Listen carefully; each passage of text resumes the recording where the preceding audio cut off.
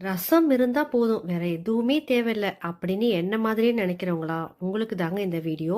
இன்னைக்கு வந்து உடுப்பி ஸ்டைல்ல உடுப்பி ரசம் தான் வைக்க போறோம். ஒரு பேன்ல கொஞ்சமா எண்ணெய் போட்டு ஒரு 4, 5 வரமிளகா, 2 ஸ்பூன் மல்லி, 1/2 ஸ்பூன் சீரகம், 1/4 ஸ்பூன் வெந்தயம், கொஞ்சமா கருவேப்பிலை நல்லா வறுத்துட்டு ஆற வச்சு அரைச்சு வச்சுக்கலாம். இன்னொரு பேன்ல 1 ஸ்பூன் தேங்காய் எண்ணெய் போட்டுக்கலாம். 1/2 ஸ்பூன் சீரகம், 2 பச்சை மிளகா, கொஞ்சமா கருவேப்பிலை போட்டுட்டு நல்லா வறுத்துட்டு ஒரு 1/4 ஸ்பூன் மஞ்சத்தூள் போட்டு 2 பழுத்த தக்காளி கட் பண்ணி வச்சிருக்கேன். அதையுமே போட்டு நல்லா வேகிற அளவுக்கு நல்லா வதக்கி விட்டுட்டு, ஒரு எலுமிச்சப்பழம் சைஸ் புளி கரைச்சு ஊத்திக்கலாம். அதுக்கப்புறமா துவரம் பருப்பு வேக வச்சு எடுத்து வச்சிருக்கேன் 1 கப். அதையும் சேர்த்துட்டு அரைச்ச விழுதோட கொஞ்சம் தண்ணி கலந்து அதையும் போட்டுடலாம். ஒரு 1/4 ஸ்பூன் அளவு வெல்லம் போட்டு, 1 ஸ்பூன் கல்லுப்பு, ஒரு 1/4 ஸ்பூன் பெருங்காயத்தூள் போட்டு நல்லா கொதிச்சு வந்ததுக்கு அப்புறமா ஆஃப் பண்ணிட்டு கொத்தமல்லி போட்டு இறக்கணும்னா சும்மா உடுப்பி ஸ்டைல்ல ரசம் சூப்பரா ரெடி ஆயிடும். ட்ரை பண்ணுங்க. யம்மியா இருக்கும்.